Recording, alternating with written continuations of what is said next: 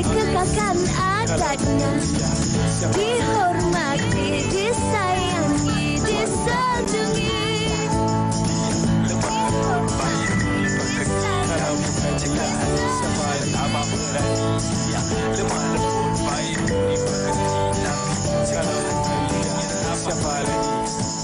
Wanita hari ini.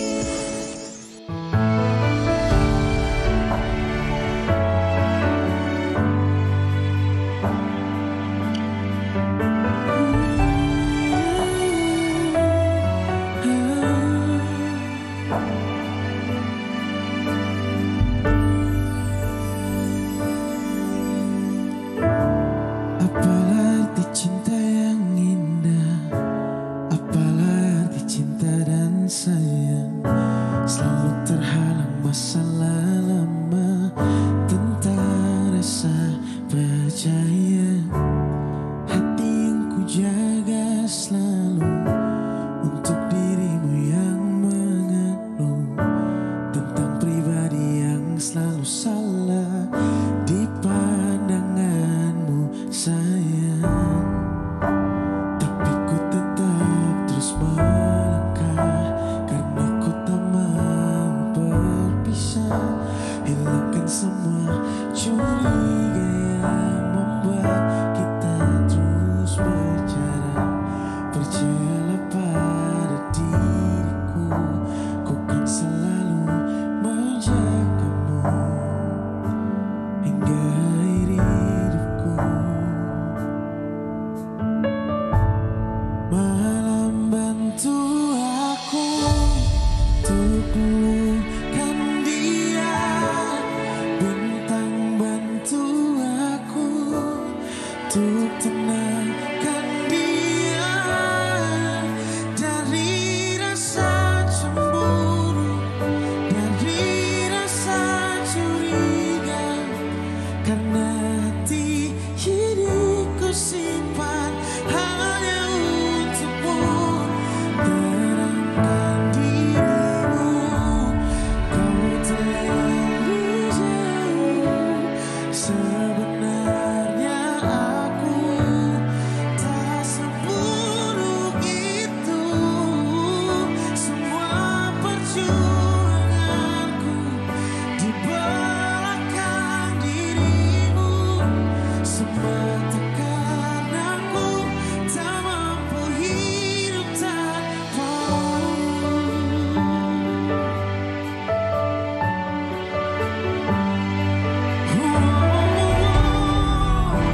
Tapi ku tetap terus melangkah karena ku tak mau berpisah. Hilangkan semua curiga yang membuat kita terus berjarak. Percayalah pada diriku, ku kan selalu menjagamu.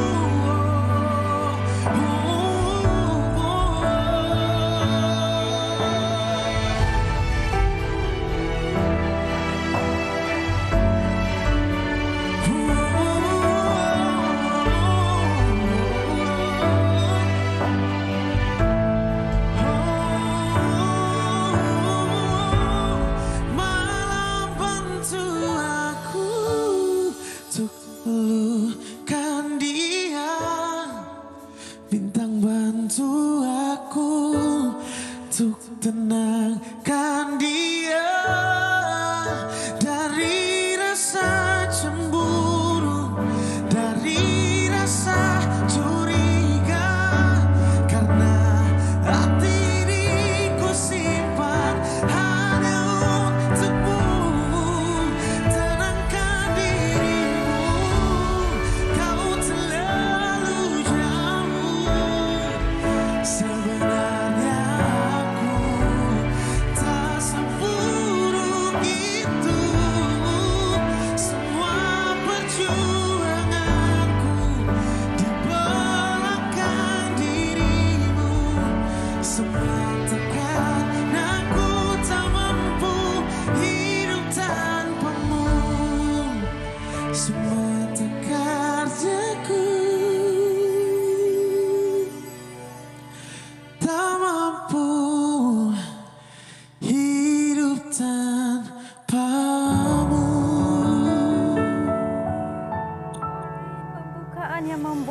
Saya rasa terbuai-buai. Itu dia lagi Semata Keranamu. Lagu daripada Mario G. Cloud. Iya. Mario sihat.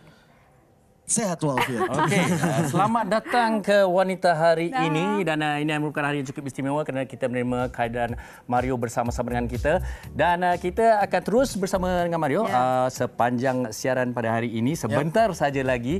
Tapi Mario, sebelum ini juga mungkin ramai tahu pastinya kehadiran Mario di sini bukannya berseorangan. Boleh ceritakan kepada penonton-penonton siapa lagi bersama Mario di studio ni? Di studio ini Mario bersama tim Mario dari Jakarta dan bersama kakak-kakak The Massive yang akan perform di Amazing Concert tanggal 29. Betul, di Massive juga ada ramai ke hadapan kami sekarang ini. Jadi anda kena terus bersama kami ya, dan juga Mario sebentar sahaja lagi. Dan Farin, semalam saya bersama dengan Syirah telah berkongsi mengenai filem terbaru, filem Tanah Air kita yang bakal menemui, bukan bakal, hari ini sebenarnya akan menemui mereka di Pawagam. Filemnya adalah Saka Perawan. Wah, dengar macam seram tapi benar-benar seram ke? Kita saksikan. Saya yang akan bantu mengeluarkan Saka itu. Setiap pendamping yang diambil ada perjanjiannya. Kalau Saka sembang, formula sana, formula sini, semua orang boleh. Terus gigi pun kau bawa. Aku bukan nak uji DNA dia.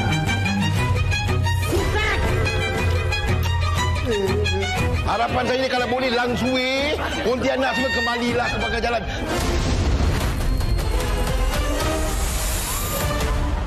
Baik, itu dia Saka Perawan 27 Jun. Dan terima kasih 27 Jun ini kepada penonton-penonton Wanita Hari bersama dengan kami tepat jam 12.30 hari. Kita ada pelbagai pengisian menarik pada hari ini. Kalau tengok tadi ada Mario, The Massive dan ini kita bersama dengan para perawan. Para perawan. Jadi membuatkan awak apa? Tersenyum kan. Jadi saya teruna tadi. Okey, baik, kita bersama dengan tak lain tak bukan Datuk Hajar Fauzia Nawi dan Wilma Muhammad dan juga Ann Abdullah. Ketiga-tiganya nampak begitu cantik, manis dengan senyuman mereka dan pasti banyak yang ingin dikongsikan mengenai filem Saka Perawan ini. Namanya pun perawan. Okey, baik, mungkin salah seorang boleh menjawab persoalan mungkin bila kita melihat kepada sedutan tadi. Sebenarnya Saka Perawan ni betul ke kisah seram? Kisahnya mengenai apa? Silakan. Masing-masing ya. Kita bagi idola saya bercakap. Okey, Ibu silakan. Dia sebenarnya kalau Saka tu sesuatu yang menakutkan. Betul. Tapi penulis skrip dan Dr. Ahmad Idham sendiri, dia twist benda tu. Dia kelakar lah. Kan? Kalau kita tengok, saya pun kalau cerita hantu-hantu sangat tu, saya tu tak nak masuk. Saya takut. Kan? Tapi Saka tak ada apa-apa pun. Kelakar. Tapi saya rasa dalam keadaan sekarang yang orang ramai tengah stres, eloklah pergi tengok Saka Perawan. Seram komedi lah kiranya. Dia tak ada seram pun. Kan?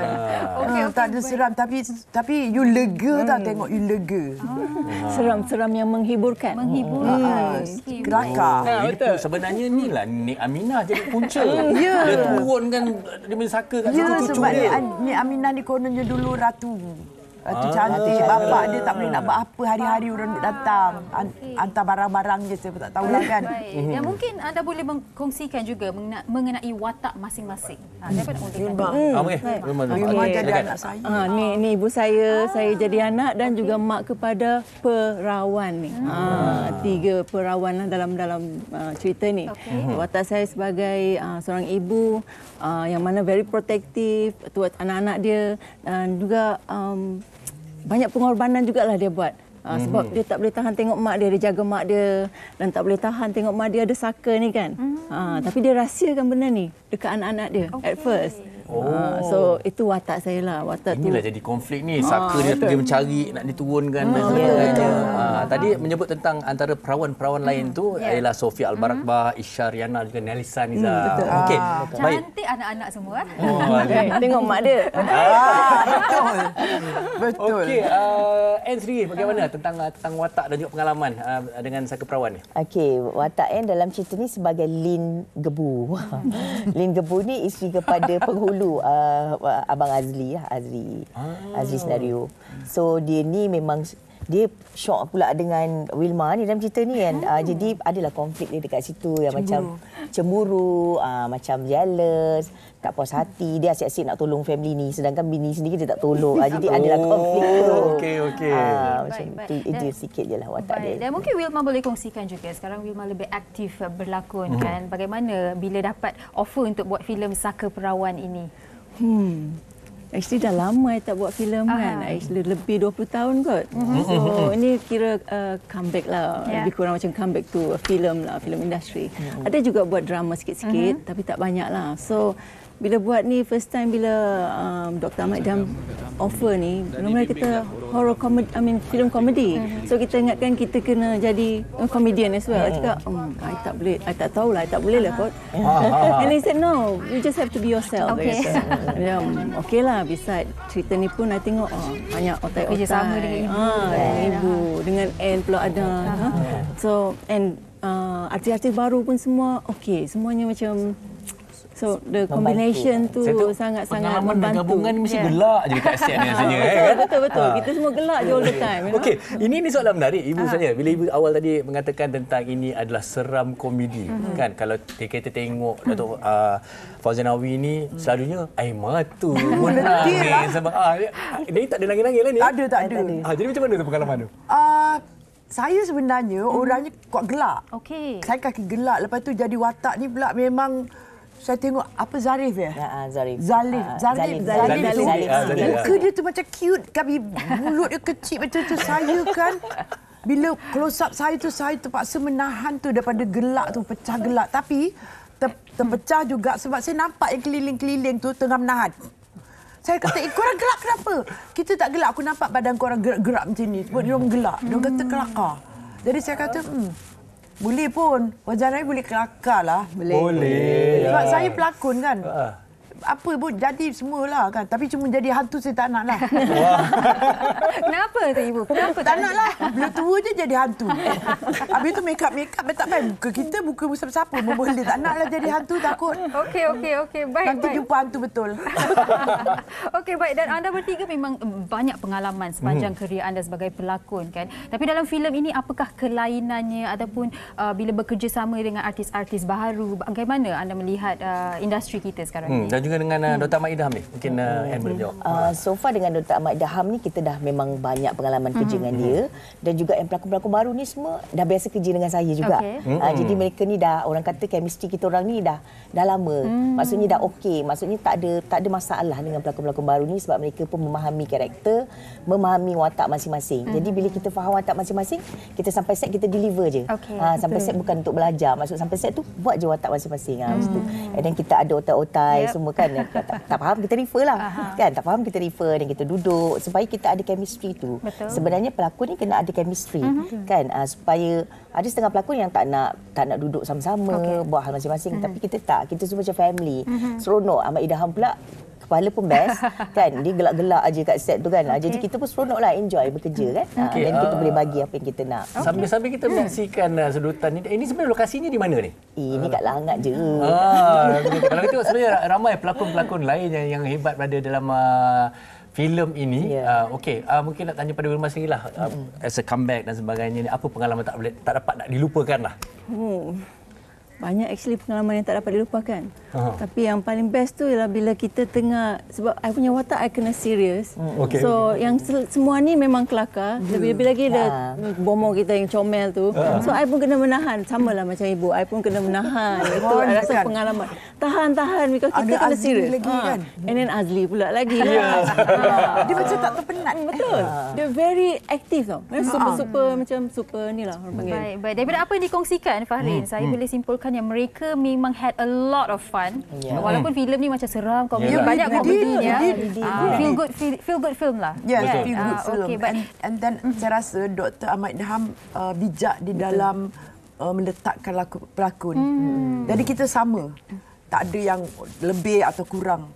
Yang baru tu pun saya rasa mereka sangat berpengalaman. Mereka tahu apa yang mereka nak buat. Dan bersyukur untuk kali ini meletakkan orang-orang lama yang dah tak dipandang. Betul, kan? menarik.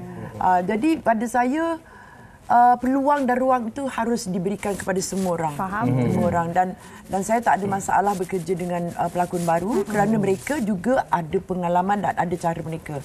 Saya rasa gabungan itu harus diteruskan dan kita harus sama-sama memahami antara satu sama lain. Jangan rasa kita aku orang lama, aku hebat. Tak ada, orang lama tak hebat mana pun. Kan orang baru dia orang lagi terbuka luas.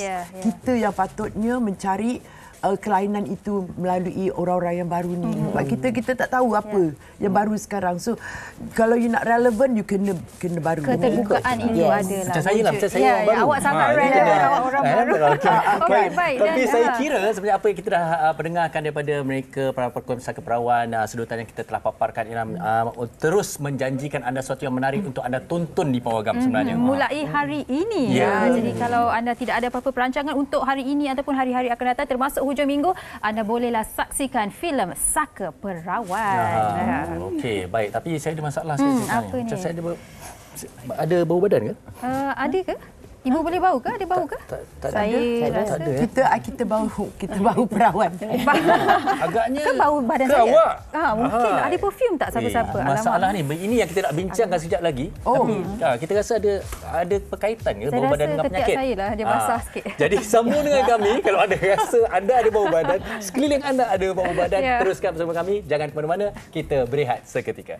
Perfume. Nanti saya ambil perfume sekejap. Betul. Ambil perfume. Wanita hari ini. Wanita hari ini.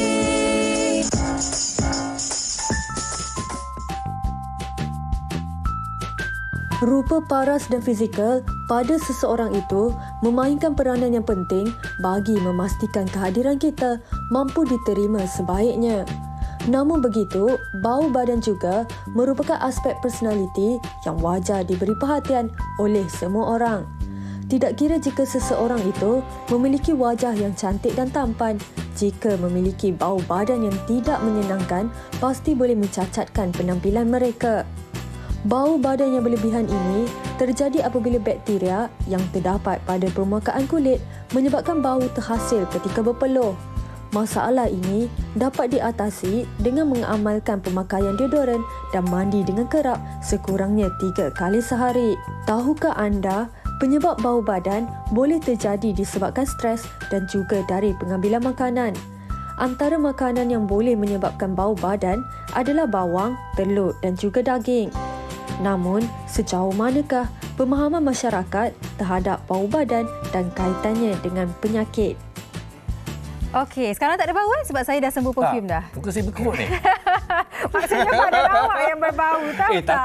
Tapi saya nak kata itu menjadi keutamaan saya ataupun keutamaan diri saya dan pantang saya kalau bau badan sendiri dan mungkin bau yang kurang menyenangkan daripada orang sekeliling. Tapi yang menjadi kesusahan di sini adalah apabila kita harus memberitahu orang lain bau badan dia kuat sangat macam mana. Betul lah, kita nak bagi dia apa petua ke tips ke. Ini yang kita nak bincangkan. Kita bersama dengan Profesor Madya Dr. Azrianti Anwar Zaini, pakar pembimbing pediatrik endokrinologi dan Jabatan Pediatrik Pusat Perubatan Universiti Melaya. Okey, Prof, selamat datang. Terima kasih. Okey, Prof, soalan daripada Farin dan saya banyak, soalan daripada penonton-penonton sekalian pun pastinya banyak. Tapi kita nak mulakan, Prof, dengan masalah bau badan ni. Sebenarnya ramai yang ada masalah ni, mungkin ada yang tahu bagaimana cara atasinya, ada yang tidak tahu. Jadi apa yang membuatkan kita ada masalah bau badan ni? Punca. Punca dia. Bau badan ni normal sebenarnya kan? Ya. It is actually memang normal dari segi kita punya fiziologi kita. So bau badan ni terjadi apabila sweat, kita punya peluh berinteraksi dengan kuman bakteria yang ada pada kita punya kulit. Okay, so it is actually memang normal sebenarnya. Semua orang ada bau badan. So sama ada dia boleh kawal bau badan tu dengan baik ataupun tak diberi perhatian. So maka dengan itu bau badan tu lebih ketara berbanding dengan orang lain. Okey, terkunci di sini peluh berinteraksi dengan bakteria di badan kita. Kulit kita. Okey, kulit kita. Tapi kalau kita lihat sebenarnya kadang-kala ianya boleh berubah-ubah. Ada kalanya kita bau tu kuat, ada kalanya tak berapa. Kadang-kadang tak bau pun, kadang-kadang pun ada. Jadi kenapa perkara ini boleh terjadi? Okey, kita sentiasa berpeluh. Okey, dan kita tinggal di kawasan di negara yang temperate countries. So memang kawasan kita punya tinggal dekat Malaysia di mana kawasan ni khatulistiwa, kita sentiasa berhumid tinggi ya, dan kita sentiasa berpeluh. Melainkan kalau kita duduk dalam aircon macam ni, so kita kurang sikit peluh kita. So bila saya nak jawab Farin punya soalan tadi tu, maksudnya bau badan tu ada risiko-risiko dia dan faktor-faktor yang boleh menentukan sama ada bau badan tu akan lebih ketara ataupun lebih kita kata boleh diterima. Okey, contoh macam tadi Farin cakap tadi, bau badan ke, ada bau badan ke tak kan. Tapi usually kalau kita dalam keadaan sejuk macam ni, peluh kita kurang. Kalau kata Farin pergi gym, okey, kalau kita pergi gym tu kadang-kadang kita rasa bau badan kita lebih ketara sebab kita berpeluh lebih banyak di gym berbanding kalau kita di dalam kawasan yang beraircon. Okey, baik. Dan doktor, sebelum kita mendalami apakah mungkinlah penyakit-penyakit lain yang berkait, mungkin kita mulakan dengan apabila kita seorang kanak-kanak sehinggalah dewasa. Sebelum kita akhir balik badan kita melalui pelbagai proses, itulah mungkin permulaan kita boleh mendapat pelbagai bau. Mungkin doktor boleh terangkan apa yang berlaku dan bagaimana kita boleh mengatasinya buat kanak-kanak dahulu. I think soalan you bagi tadi tu sangat-sangat relevan. Saya sebenarnya pakar hormon di kalangan kanak-kanak. So jadi saya dalam tempoh 3 bulan macam tu kan, kita tengok pesakit. Adalah dalam 1 atau 2 pesakit saya, ibu bapa akan bawa kanak-kanak yang berumur 5 tahun, 6 tahun dan dia risau sebab anak dia ada bau badan. So macam saya cakap tadi, bau badan sebenarnya normal. Sama ada kita boleh kawal atau kita tak boleh kawal. Tetapi bau badan tu jadi tak normal apabila nombor 1 di kalangan kanak-kanak. So kalau kanak-kanak ni ada bau badan sebelum umurnya masuk akhir balik, itu adalah consider macam bermasalah lah. So atau kita kata ketika nak cari punca kenapa kanak-kanak ini ada masalah bau badan. So kalau macam tu, biasanya kita akan buatkan a few blood test, kita akan cari punca dan risiko kenapa. Dan kebanyakan mereka yang mempunyai akhir balik yang terlalu awal ataupun mempunyai masalah kita panggil premature puberty, maksudnya dia berpeluh dan menghasilkan sedikit hormon yang sedikit tidak seimbang pada awal sangat sebelum umur dia 8 tahun, itu pun adalah merupakan satu masalah kesihatan. So biasanya budak-budak tak ada bau kan? Sangat wangi kan, kita suka budak-budak punya bau. Baby punya bau kan. Baby kan. Sebab hormon dia belum berkembang sepenuhnya. So dia masih immature dan dia punya peluh dia pun belum matang lagi. Dia punya kita panggil apocrine glands dia ataupun apocrine sweat glands dia tu belum matang lagi. So by the time dia masuk akhir balik, waktu ni lah hormon dia semua matang. Dan sweat dia pun lebih ketara dan all dia punya sweat glands dia semua lebih matang, maka dengan itu dia berinteraksi dengan hormon dan juga kulit badan dia. So maka dengan itu kita perhatikan kanak-kanak ni start mula ada bau badan semasa dia mula akhir balik. So kalau girls tu, perempuan dalam lebih kurang 12 tahun ke atas, 11-12 tahun ke atas, dan lelaki obviously lebih ketara daripada kanak-kanak perempuan sebab dia lebih berpeluh, sebab dia lebih aktif. Yang tu dalam umur 11 tahun, 12 tahun dan ke atas. Betul lah. Saya ingat lagi kecil-kecil, antara keperluan saya kecil tak pakai deodorant. Tapi lepas tu mak saya dah belikan ketika mungkin dia pun dah bau. Saya pun rasa sendiri kena pakai deodorant, dia kata. Okey. Baik. Banyak lagi yang kita nak tanyakan kepada doktor, tapi sebelum itu apa kata kita dengarkan juga pandangan orang ramai berkaitan topik kita. Kita dengarkan.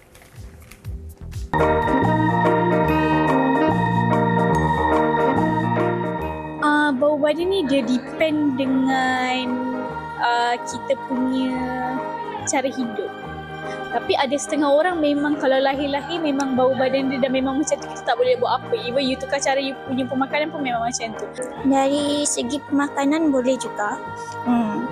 Dari segi kesihatan maybe main peranan jugalah. Kawan tak adalah, tapi kalau untuk secara general kalau macam orang lalu pernah bau. So macam kita rasa macam tak selesa sebab kita bau benda tu macam kuat sangat kan. So macam kenapa boleh berbau sampai macam ni? Kita akan terfikir kan boleh berbau macam tu. Kenapa diorang tak pakai deodorant ke?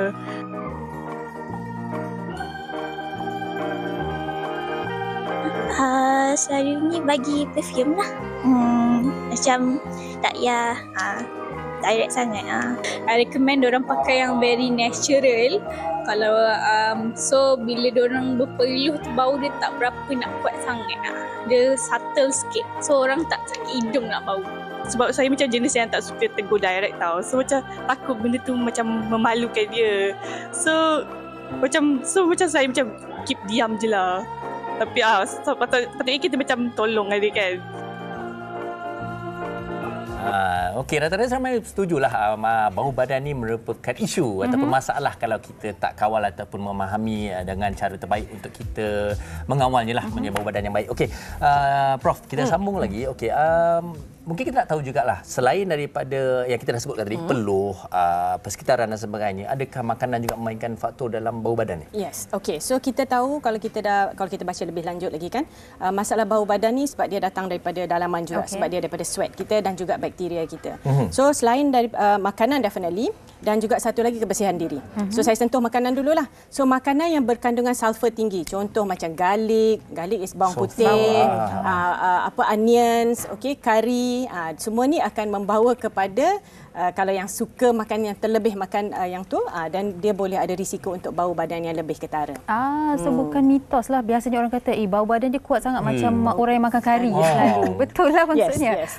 Okey, tapi doktor, bagaimana pula bagi mereka, termasuklah kanak-kanak yang suka makan makanan proses, termasuklah mungkin daging dan sebagainya. Okey, so processed food tu mungkin dia ada kandungan sulfur yang berlebihan. So ada potensi dia juga boleh memberi risiko kepada bau badan. Red meat itself, kalau kita beli macam daging kan, kita pergi beli batang pinang ke daging yang kita masak sendiri dekat rumah, saya rasa yang tu tak ada risiko, dia tak setinggi sebagaimana yang kita compare dengan onion. Tapi biasa kita masak daging mestilah kita makan dengan onion. Semalam kita tengok orang masak burger pun mesti dia taruh banyak onions kan. So yang itulah, bawang itulah yang akan menyebabkan lebih kepada masalah bau badan. Jadi kalau nak kawal untuk elakkan makan makanan yang kandungan sulfur yang tinggi. Itu cara untuk mengawal. Seterusnya Prof, bila manakah kita lihat bau badan ini menjadi satu, boleh dikatakan sebagai penyakit?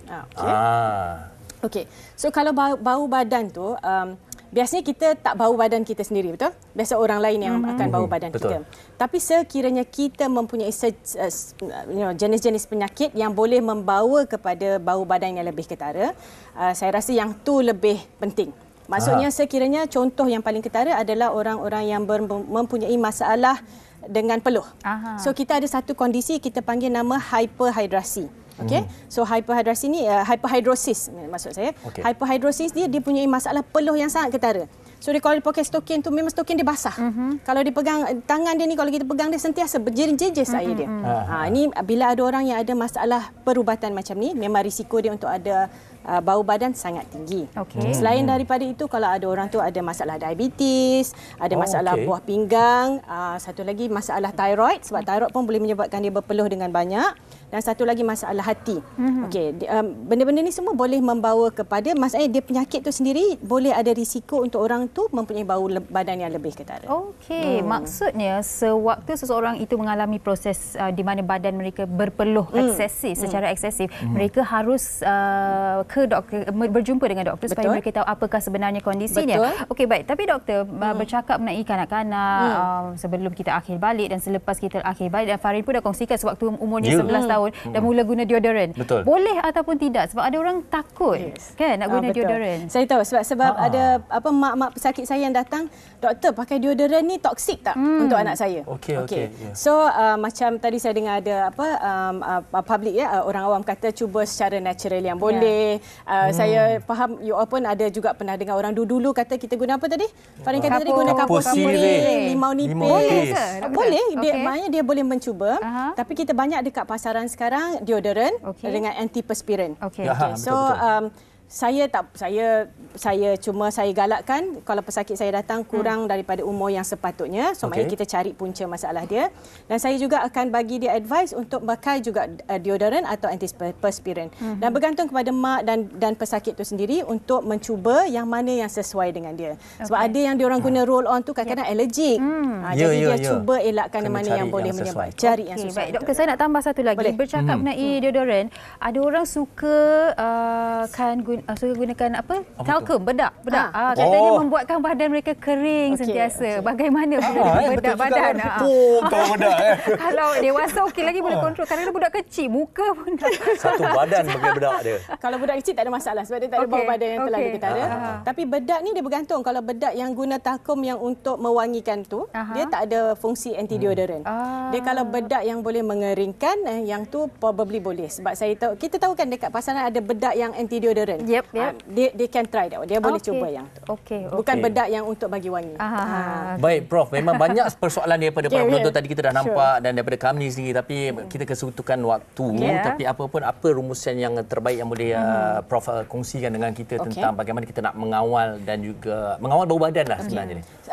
Dia punya basic principle dia masih sama. Semua orang kena sentiasa pastikan diri badan bersih. Jadi kerap mandi dan sentiasa gunakan sabun yang bersesuaian. Kalau boleh baju yang bersesuaian. Macam Fahim cakap tadi, macam bila tempat yang lain kita pakai tukar baju lain, baju tu lebih tidak sesuai. Material tu sendiri. Material tu mesti cotton lah. Biasanya kita galakkan cotton supaya dia lebih lebih senang untuk kita kawal baju. Ini dalam buku kita pernah tulis, PPUM pernah bagi kita sebagai authors, kita doktor kat situ, kita ada tulis pasal perubahan akil balik. Problem yang kat tinggi sikit, tinggi kita tunjukkan pada kamera. So kat sini dalam buku ni akil balik untuk kanak-kanak lelaki, dalam ni kita ada cerita sikit pasal penjagaan bau badan di kalangan remaja lelaki. So prinsipal dia sama, mesti pastikan mandi yang kerap, keringkan badan. Cukur bulu badan sekiranya berlebihan dan of course yang itulah punca antara di mana dia duduk kat situ kan. Bau kat situ, dan cuba kurangkan makanan yang boleh menyebabkan bau badan tu lebih. Itu bersih untuk remaja lelaki, ini untuk remaja perempuan. Untuk remaja perempuan. Baik. Dan yang menariknya saya juga memang punca ni memang mesti dekat ketiak. Kan, bukan dekat peti paling. Betul Prof kan? Sebab kita boleh bau dekat ketiak, kita tak bau bawah ni. Kalau boleh bau mungkin bau juga Mungkin bau. Yes, definitely. Awak nak ke orang? Yang penting jaga kebersihan diri. Dan saya rasa kita juga harus elakkan dengan rasa segan ni. Kadang-kadang kita nak tanya, badan aku ada bau tak? Tanya sahaja, tak ada salahnya pun kalau kita tanya. Don't feel offended, dan cara kita menegur, berkongsi dan dengan apa juga kita kongsi pada ini, saya kira satu tips terbaik untuk kita menjadi lebih celik tentang bau badan lah sebenarnya. Sekali lagi kita ucapkan terima kasih kepada Profesor Madya Dr. Azrianti kerana bersama kita pada hari ini. Semoga kita semua wangi-wangi saja. Ya, wangi-wangi saja. Dan sebentar sahaja lagi kita akan bersama dengan D-Massive dan juga Mario G. Cloud. Jadi jangan ke mana-mana. Wanita hari ini. Wanita hari ini.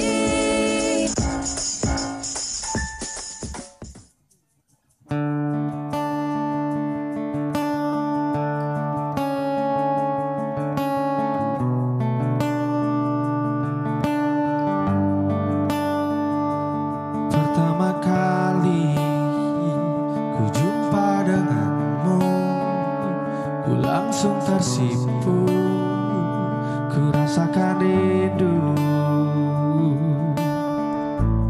Aku takkan menyerah untuk miliki ragamu. Aku takkan pernah mundur untuk taklukkan hatimu.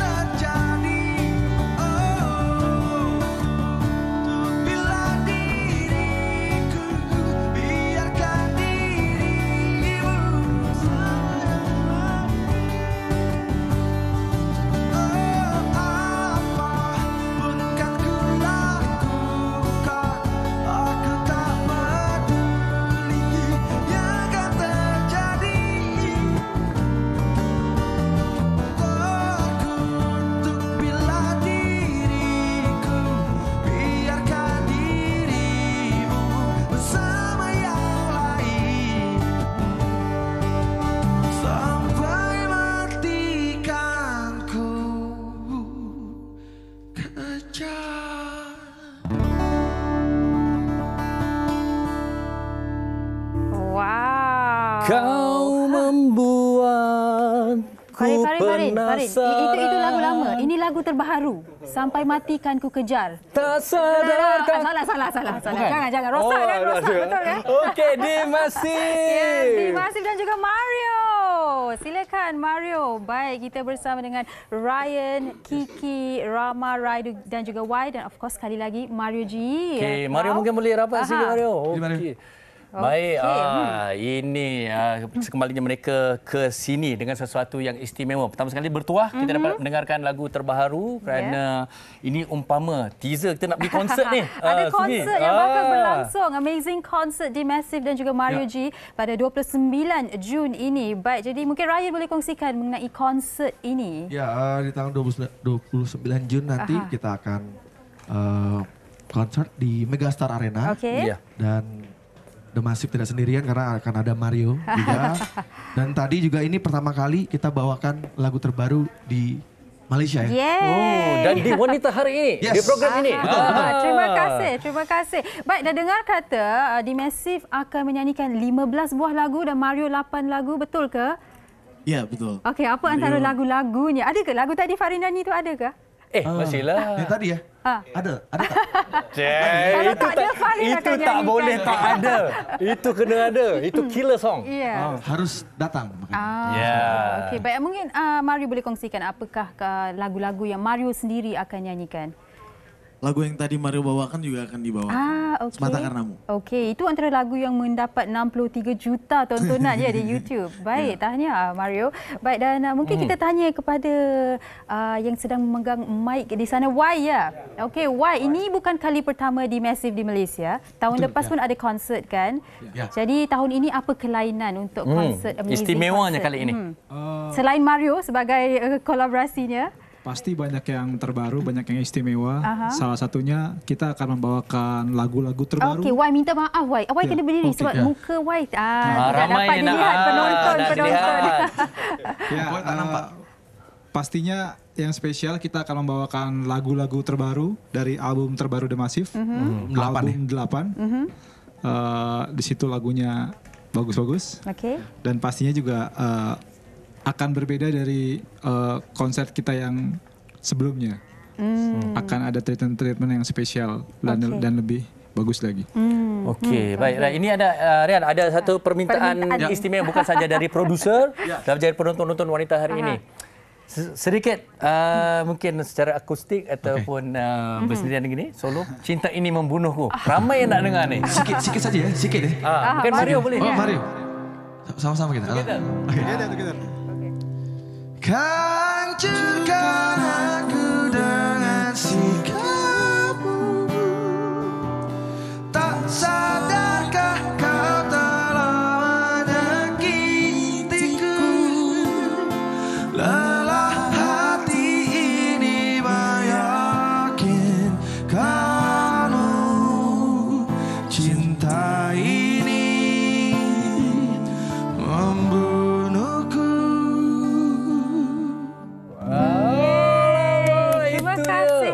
Banyak. Dan konsert ini juga akan menampakkan dua artis tanah air, Sarah Suhairi dan juga Elfie ya. Betul. Ada nak kongsikan apa-apa mengenai lagu yang bakal mereka nyanyikan ataupun kolaborasi ini? Mereka nyanyi lagu ini yang viral di Indonesia. Viral banget. Lagu-lagu terkini dari mereka lah. Okey, tadi bila dengar lagu Cinta Ini Membunuhku tu memang lama tau. Itu saya ingatlah lagu tu saya tujukan kepada mereka yang pernah membunuh cinta saya lah. Siapa di sini pernah? Kerana album 8. Bayangkan betapa kira indah level legend juga ni sebenarnya Dimasif ni. Masa saya daripada kecil saya dengar. Mudah-mudah. Tapi saya nak tanya juga bercakap mengenai tajuk lagu ni, Sampai Matikan Ku Kejar, Cinta Ini Membunuhku. Siapa kat sini yang pernah mengalami situasi sebegini sehingga liriknya pun ditulis sebegitu? Siapa yang patah hati? Kebetulan saya yang menulis lagunya. Ini selalu patah hati ni. Jadi memang saya banyak sekali mendapatkan patah hati ya. Dari banyak orang. Siapakah orang-orang ya? Mario Sri, bagaimana dengan kehadiran di Malaysia ini dan apa perasaan, mungkin keterujaannya, how excited untuk berada dengan penonton-penonton di sini bersama dengan peminat? Mario sangat sangat, kalau Mario sangat penasaran karena ini first time Mario datang. Itu yang kita tak tahu tuh. Kayak pengen cepat-cepat tanggal 29 gitu. Cepat-cepat pengen lebih cepat biar menjalankan konsernya, pengen ngedengerin crowd dari Malaysia seperti apa yang sangat antusias ini. Okey, baik. Dan ini merupakan tanggal 27, maknanya esok dan lusa lagi 2 hari. Mungkin apa rencana hari ini dan juga esok sehingga hari Sabtu kalau sepanjang di Malaysia ni? Rencana kita akan makan nasi lemak. Wow, ada sebut pasal makanan. Nasi kandar. Lalu kita makan nasi minyak. Nasi minyak. Ada orang kahwin. Tapi saya tahu ramah persiapan dia dah mewarnakan rambutnya. Istirahat. Rehat yang cukup. Rehat. Baik, bukan mudah 15 buah lagu, 8 saya kira satu malam, satu konsert yang bukan saja galau tapi menghiburkan semua yang hadir pada malam tersebut. Betul. Nampak gaya seperti yang saya katakan, Ramah rambutnya dah siap untuk konsert warna biru. Siapa nak pergi spa ke, masak-masak ada ke nak pergi spa, nak dapatkan rehat dahulu, ada ke? Shopping dulu ya biar shopping. kita. Okey. Thrifting. Okey, baik. Dan mungkin anda boleh berikan pesanan anda bagi mereka yang belum lagi membeli tiket untuk konsert anda. Ya, untuk para peminat The Massive dan juga Mario, jangan lupa untuk beli tiketnya sekarang. Konser The Massive, amazing concert bersama Mario, tanggal 29 Jun. Untuk infonya bisa langsung ke Instagram The Massive juga ada di The Massive Band Official. Mario juga ada. Mario. Oke, Mario atau JPP Entertainment. Instagramnya? Mario Cloud 21. Okey, baik Farin, kita dah dengar suara semua orang kecuali Rai dan juga Kiki. Saya nak tanya mereka lah, suka makan durian tak? Memang tepat masanya hadir waktu musim sekarang ini. Suka. Belum dah sempat makan? Blackthorn. Okey, belum sempat makan lagi ke? Belum sempat karena kami baru tiba. Jadi memang mungkin plannya besok malam kayaknya. Okey. Kalau malam ini ada yang mau ajak boleh. Sukita free ni. Okey. Saya cuba usahakan Blackthorn ya. Okey, baik. Terima kasih kesemuanya. Dan anda di rumah jangan lupa untuk dapatkan tiket untuk konsert mereka. Amazing concert ya.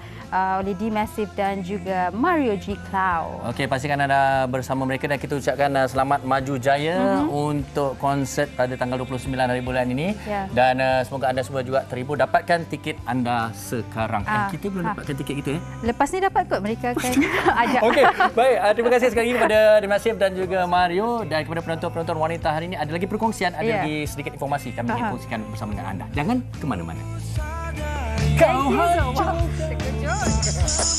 wanita hari ini. Wanita hari ini. Hati tak habis-habis ini lagi. Okey, dah. Okay. Nanti konser bau awak. badanmu membunuhku. Konser awak seorang je, penonton saya seorang je. Okey, baik, tak boleh move on lah di dimensi kan. Okey, saksikan konsep mereka. Tapi kami di sini juga ada sesuatu yang ingin terus dikongsikan bersama dengan anda. Siapa suka makan nasi lemak dan minum kopi O? Semua orang suka. Semua orang suka. Siapa tak suka? Jadi mulai 3 Julai, nasi lemak kopi O kembali berceloteh dengan segmen lebih kompak dan berinformatif bersama barisan pengacara yang versatile, Era Fazira, Fizo Omar, Fakhrul Radi, Muaz Muhammad, Irfan Ali, Kila Syahira dan Syamira Nazir. Dan saksikan siaran langsung NLKO setiap Rabu hingga Jumaat jam 10.30 pagi di TV9 dan stream juga melalui Tonton. Okey, baik Fahrin. Nasi lemak kopi O kita dah kongsikan. Tadi konsert di Massive bersama dengan Mario kita dah kongsikan. Filem Saka Perawan pun kita dah kongsikan. Masalah bau badan pun kita dah kongsikan. Macam-macam ya hari ini. Ada lagi kita belum kongsikan. Komen dari penonton-penonton setia kita di Facebook. Mungkin kita boleh kongsikan sedikit yang mana berkesempatan. Okey, Natirah Muhammad Yusof. Dia kata rajin bersihkan diri. Musim panas kena selalu mandi, gunalah deodoran yang sesuai. Okey, itu peringatan untuk kita semua. Mak Eton pula mengatakan pasal bau badan ni kita nak kena jaga betul-betul. Kalau kena dengan kawan yang badan berbau, serba salah nak ditegur, takut kecil hati. Okey, yang ini pun menarik. Muhammad Izzuddin. Okey, Assalamualaikum dan selamat tengah hari. Adakah petua mencukur ketiak juga boleh atasi bau badan? Okey, tadi dekat dalam buku yang doktor bawakan tadi, kata salah satu darinya adalah mencukur bulu ketiak, bulu badan dan juga sebenarnya saya cukup menariklah perhatian sebelum kewujudan deodoran, katanya pakai kapur sirih dan juga limau nipis. Prof tadi pun kata boleh cuba kalau nak cuba secara semula jadi. Tapi pastikan ianya sesuai dengan kulit anda lah, dengan sebab takut ada yang kulit sensitif ke apa kan. Apa pun lah. Yang ini saya ingat tak boleh lah tak baca. Awak baca Bezura ni. Menarik saya dah baca tadi, saya tergelak. Okey, macam kita kongsikan. Tapi saya bacakan juga ya. Bezura mengatakan antara bau badan yang paling comel walaupun boleh pengsan, bau badan anak balik sekolah rendah paling macam-macam bau ada. Bau telur, bau besi karat, air laut, anak ayam, stoking. Depa pergi belajar ke pergi bertukang kat sekolah tu. Tapi ini adalah antara kenangan kita lah, dan juga apa yang harus kita sebagai ibu bapa dan mungkin adik-beradik atau orang sekeliling perlu ambil tahu ialah memang dalam tempoh pembesaran anak-anak, akil balik dan sebagainya, itu antara perkara yang mereka perlu tahu tentang perubahan, iaitu antaranya perubahan bau badan mereka sendiri. Itu satu proses lah biologi kan, badan kita secara semula jadinya. Tapi di penghujung ni juga, kalau katalah sebagai orang di sini kita ataupun sahabat dan sebagainya, kalau ada kawan kita tu ada bau badan, kalau ada orang tegur, awak boleh terima ataupun tak? Saya rasa apabila kita muda, kita akan rasa terguris hati sedikit sebab kenapa dia cakap saya macam ni. Tetapi semakin kita dewasa, kita dah faham ini benda normal. Jadi apabila orang menegur kita, kita boleh mengambilnya. Tetapi kalau kawan-kawan kat sekolah tu jangan ejek. Adik-adik jangan sesekali ejek kawan-kawan yang ada bau badan, masalah bau badan. Kalau boleh kita tegur secara peribadi. Antara yang terbaik juga adalah inisiatif sendirilah. Tanya kawan baik, badan aku bau tak? Okey tak? Dan sebagainya. Yang penting apa-apa pun kita nak tegur ke apa, jaga air muka. Betul, bukan sahaja kawan-kawan kita, diri kita, tetapi juga pasangan. Dan inilah kita nak bincangkan esok dalam Hikayat Perkahwinan, jaga air muka pasangan. Kerana mungkin ada banyak rungutan dan juga keadaan situasi tak jaga air muka pasangan, itulah menjadi punca-punca kepada kemudaratan rumah tangga. Tambah pula pasangan tu hatinya sangat-sangat sensitif. Apa pun kita bincangkan esok. Jangan lupa jam 12.30 hari sehingga kita berjumpa lagi. Terima kasih. Terus wangi-wangi selalu. Assalamualaikum. Dia usahawati aliran masa kini, dia penyambung warisan Sri Kandidia, lemah lembut baik budi pekerti, tapi sekal hati dia tambah berani pendidik. Puteri dalam hal jati diri dia, permaisuri kepada si suami, kepada anaknya dia ratu di hati. Tunggak keluarga, kalau bukan dia siapa lagi? Wanita hari ini bijak